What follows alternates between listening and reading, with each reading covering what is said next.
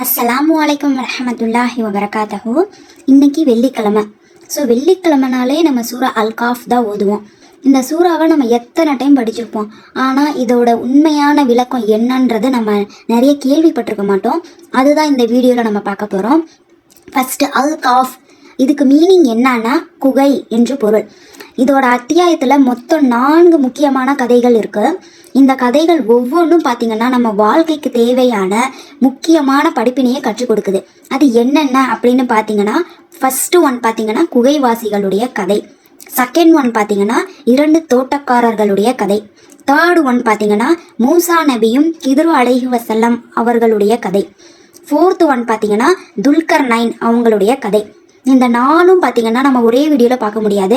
அதனால் part 1, part 2, part 3, part 4 இப்படி நம்ம பார்க்க போகிறோம். இன்றைக்கி ஃபஸ்ட்டு பார்ட் 1, அதாவது குகைவாசிகளுடைய கதையை தான் நம்ம பார்க்க போகிறோம். இது என்ன நம்ம டீட்டெயிலாக பார்த்துடலாம். பல 100 ஆண்டுகளுக்கு முன்னாடி ஒரு கொடுங்கோல் மன்னன் ஒரு நாட்டை ஆட்சி செஞ்சுட்டு இருந்தான். அவன் மக்களை சிலைகளை தான் நீங்கள் வணங்கணும், நான் சொல்கிற தெய்வங்களை தான் நீங்கள் வணங்கணும் அப்படின்னு அவங்கள கட்டாயப்படுத்திட்டு இருந்தான், துன்புறுத்திட்டு இருந்தான். ஆனால் அதில் சில இளைஞர்கள் என்ன பண்ணுறாங்கன்னா, நாங்கள் இந்த சிலைகளை வணங்க மாட்டோம், வானத்தையும் பூமியையும் நட்சத்திரங்களை படைத்த அல்லாஹ் ஒருவனை மட்டும்தான் நாங்கள் வணங்குவோம் அப்படின்னு அந்த இளைஞர்கள் சொன்னாங்க. ஆனால் அந்த கோபம் அடைஞ்ச அந்த மன்னன் பார்த்தீங்கன்னா இளைஞர்களை பிடிச்சு நான் சொல்கிற தெய்வங்களை தான் நீங்கள் வணங்கணும் அப்படின்னு சொல்லி கட்டாயப்படுத்தினான். ஆனால் அந்த இளைஞர்கள் கொஞ்சம் கூட பயப்படாமல் அவங்களுடைய நம்பிக்கையை விட்டு கொடுக்காம அவங்க இருந்தாங்க. இருந்தாலும் இவன் துன்புறுத்துறாங்க இல்லையா, அதனால அதில் ஒரு இளைஞர் என்ன சொல்கிறான்னா, நாம் இந்த மாதிரி ஒரு குகைக்குள்ளே போய் நம்ம தங்கிக்கலாம், ஒளிஞ்சிக்கலாம் அப்படின்னு சொல்கிறாங்க, முடிவெடுக்கிறாங்க. உடனே மிச்சம் இருக்கிற இளைஞர்களும் சரி நம்ம போய் அதில் தங்கிக்கலாம் அப்படின்னு குகைக்குள்ளே போகிறாங்க. குகைக்குள்ளே அவங்க கூட ஒரு நாயும் போகுது. அதுக்கப்புறமேட்டுக்கு உள்ளே போய் அவங்க அங்கேயே தங்கிக்கிறாங்க. தங்கின உடனே அல்லாஹ் கிட்ட துவா செய்கிறாங்க. இந்த மாதிரி யா அல்லாஹ்வே எங்கள் மீது நீ ரஹமத் காட்டு அப்படின்னு சொல்லி துவா செய்கிறாங்க. உடனே அல்லாஹோட அற்புதம் அங்கே நடக்குது. என்னன்னா அல்லாஹ் அவங்கள நீண்ட ஆழ்ந்த தூக்கத்தில் அவங்கள ஆழ்த்திடலாம். அவங்கள பாதுகாக்கிறதுக்காக அல்லாஹ் அந்த குகையோட அமைப்பை அற்புதமாக மாற்றுறான்.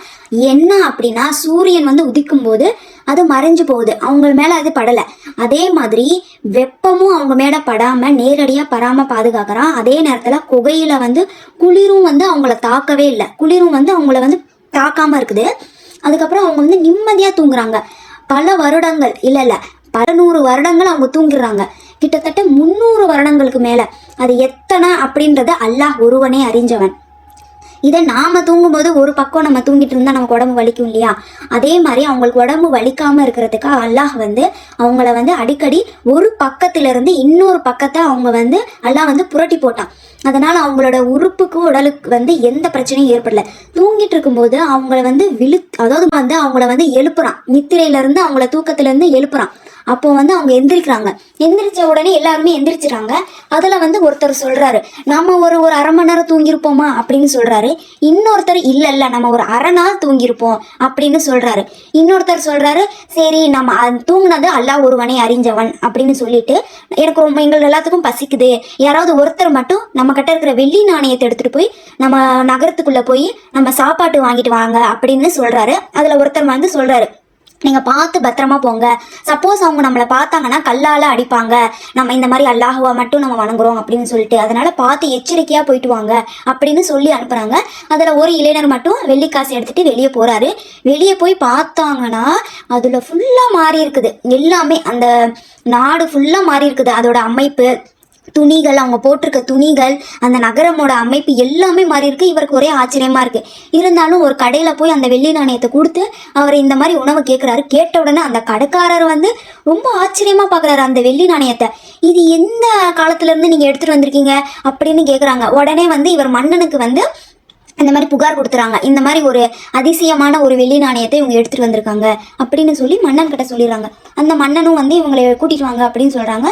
அங்கே போய் பார்த்தா எல்லா மக்களும் பார்த்தீங்கன்னா அல்லாஹுவா வணங்குற மக்களாக இருக்கிறாங்க. அந்த மன்னரும் பார்த்தீங்கன்னா ரொம்ப நல்லவரா அல்லாஹுவா வணங்குற மக்களும் அல்லாஹுவா வணங்குற மன்னராக இருக்கிறாரு. இவங்களுக்கு அப்போதான் இவருக்கு புரியுது, அந்த இளைஞருக்கு புரியுது, ஓஹோ நம்ம வந்து எத்தனையோ வருஷங்களுக்கு அப்புறம் தான் நம்ம எந்திரிச்சிருக்கிறோம் அப்படின்னு புரியுது. உடனே இவரும் சொல்கிறாரு. அந்த குகையை வந்து ரொம்ப ஆச்சரியமாக அந்த மக்கள் எல்லாம் போய் பார்க்குறாங்க, அந்த மன்னரெல்லாம் போய் பார்க்குறாங்க. அதுக்கப்புறம் தான் அவங்களுக்கு புரியுது, இது ஒரு அல்லாஹ் கிட்ட இருந்து நமக்கு வந்திருக்கிற ஒரு அத்தாட்சி, அதாவது மறுமை நாள்ன்றது ஒன்று இருக்குது, அப்போ நம்ம உயிர் தெழுவோம். அதுதான் வந்து இந்த கதையிலேருந்து நமக்கு புரியுது. ஸோ ஃப்ரெண்ட்ஸ், இதிலேருந்து நம்ம என்ன தெரிஞ்சுக்கணும் அப்படின்னா, இறை நம்பிக்கை இருந்தால் மட்டும் போதும். அல்லாஹ் நம்ம வந்து எந்த ஆபத்துலேருந்தும் நம்மளை பாதுகாப்பான். அதுவும் இல்லாமல் நம்பிக்கைக்காக நம்ம எதையும் இழக்க தயாராக இருக்கணும் அப்படின்றதையும், அல்லாஹுடைய சக்திக்கு வந்து எதுவும் சாத்தியமற்றது இல்லை அப்படின்றத நம்ம இதிலேருந்து புரிஞ்சுக்கணும். நம்ம பார்ட் 2 நெக்ஸ்ட்டு வீக் பார்க்கலாம். ஜஸாக்கல்லாஹ் ஹைரன். அஸ்ஸலாமு அலைக்கும் வரஹ்மத்துல்லாஹி வபரகாத்துஹு.